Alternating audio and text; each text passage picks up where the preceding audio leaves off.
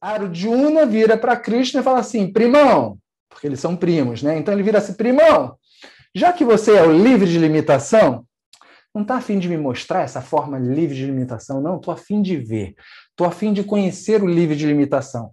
E aí Krishna vira para Arjuna e fala, ô primão, você está certo disso mesmo? Você está preparado para ver o que é o livre de limitação?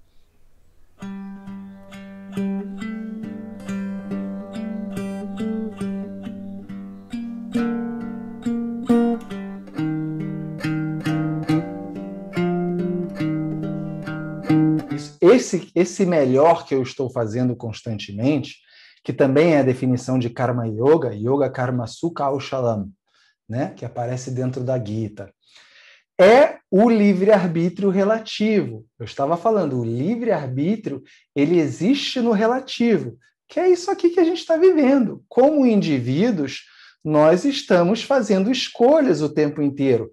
E acreditando que essas escolhas estão sendo feitas pelo indivíduo que eu sou. Mas, no absoluto, quando eu tenho a visão do absoluto, eu entendo que estas escolhas não estão sendo feitas por mim. Já está determinado na ordem do universo. Só que eu não fico preocupado com isso. A gente não pode viver preocupado com isso. Ah, já está tudo determinado pelo universo, então dane-se. Não. Você faz o melhor que você pode fazer aqui. Yoga Karma Sukha Aushalam. Yoga é a habilidade na ação. Se não, como eu estava falando, cada um de nós tem um papel dentro desse absoluto. A gente não pode fugir desse papel. Ah, eu sou livre de limitação, então dane-se. Não. Cada um tem um dharma nisso que é relativo a ser cumprido. Então, eu tenho que entender as ordens de realidade sem confundi-las e sem negligenciá-las. Por exemplo, eu entendo que eu não sou o corpo e a mente, ok? Entendo. Só que isso significa que eu vou negligenciar o corpo e a mente? Não. Eu vou cuidar muito bem do meu corpo. Eu vou comer bem, eu vou fazer exercícios, eu vou cuidar bem da minha mente, eu vou estudar, eu vou fazer com que a minha mente seja ativa. Então, eu não negligencio essas realidades, mas eu entendo a diferença entre elas. Citando aí uma outra passagem da Gita, e citando aí de novo o Mahabharata, que a Ana gosta, e eu já citei isso, lembra lá do exemplo de Krishna como Vishwarupa, a capa do disco do Jimi Hendrix? Lembra desse exemplo que eu já dei? Então, Vishwarupa, né, significa todas as formas. Vishwa significa o todo, e Rupa significa forma. Então, o que acontece? Arjuna vira para Krishna e fala assim, primão, porque eles são primos, né? Então ele vira assim, primão, já que você é o livre de limitação, não está a fim de me mostrar essa forma livre de limitação, não, estou a fim de ver, estou a fim de conhecer o livre de limitação. E aí Krishna vira para Arjuna e fala, ô primão, você está certo disso mesmo? Você está preparado para ver o que é o livre de limitação? E é Arjuna todo pimpão, né, porque ele se acha um grande yogi, e ele é um grande yogi, fala, não, beleza, vamos lá, vamos ver. E aí Krishna dá para ele os óculos 3D, daquele de cinema que você vai assistir os filmes 3D, e fala assim, agora olha para mim. E quando ele olha para Krishna, está lá todas as formas do universo, né? Vishwarupa. Está o passado, o presente e o futuro. E aí, Arjuna não aguenta. O que é justo e o que não é justo? Arjuna estava achando que só ia ver o quê? Coisas lindas e maravilhosas, tudo fofo, ver o universo livre de limitação, que super legal. Só que não.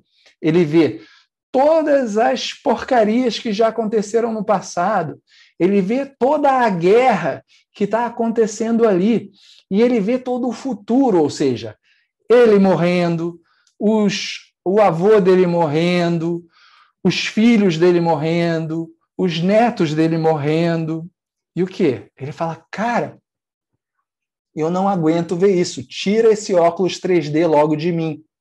Então, assim, a gente, com essa mente limitada que nós temos, que era a mente de Arjuna, limitada ali no caso, não temos a menor capacidade de acomodar essa coisa toda que a gente julga como injusta, como inadequada, como triste, como ruim. A gente tem grande dificuldade para isso. Faz parte do universo. Faz parte do universo. E identificados ali com os papéis de pai, mãe, filho, avô, avó, amigo, isso, aquilo, outro, quando ele vai vendo as perdas, ele vai sofrendo, porque ele está identificado.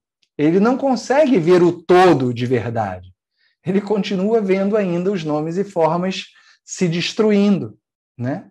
Ao longo da história do universo. E na hora ele fala, eu não estou preparado e não quero mais ver isso. Não me faz bem, não estou afim.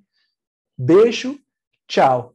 E ali ele cessa na hora aquela visão do livre de limitação. Então nós, nesse sentido, não temos a mente preparada para ver o livre de limitação. Nós não temos a mente preparada para compreender esta ideia, no fim das contas, de que o universo já tem ali uma ordem que ele segue. Já tem. E as coisas que vão acontecer ao longo desse universo são as coisas que têm que acontecer, como a carruagem de Arjuna, que cumpriu o seu papel e pronto, deixou de existir. E Arjuna, e Krishna diz para Arjuna, na sequência, ele fala, até mesmo eu, que sou Krishna, vou morrer em um momento, porque existe, de fato, na história, né, a morte de Krishna. Krishna não é alguém que vive para sempre. Krishna é simplesmente mais um ser humano ali na história. Ele não vive mais, não sei o quê, né? É igual. Então ele morre. Por quê? Porque o Dharma, ou seja, aquilo que é adequado, ou seja, a justiça, entre aspas, dentro do contexto da história do Mahabharata, já foi reestabelecida. Então não tem mais coisa para fazer ali. Ele já cumpriu com o papel e vai morrer.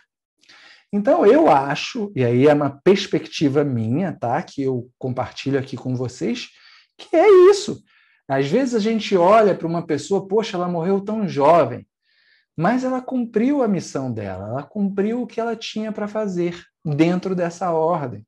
Uma outra pessoa morreu em um outro determinado momento da vida, cumpriu aquilo que ela tinha que cumprir naquela ordem. E isso ajuda a gente, né? E aí eu estou te dando aí o meu exemplo, a minha perspectiva, a acomodar e lidar com essa lamentação de uma forma muito mais objetiva, clara e simples. Como eu já dei o exemplo da minha vida, do meu pai, já perdi meu pai. Como é que eu me relacionei, como é que eu lidei com aquela questão? Entendendo. Tipo, o meu pai cumpriu o que ele tinha para cumprir. Me educou, me criou um homem, me transmitiu os valores e pronto, cumpriu o papel dele de pai. Cumpriu o papel dele de marido enquanto ele era marido. Cumpriu o papel dele disso, daquilo, outro.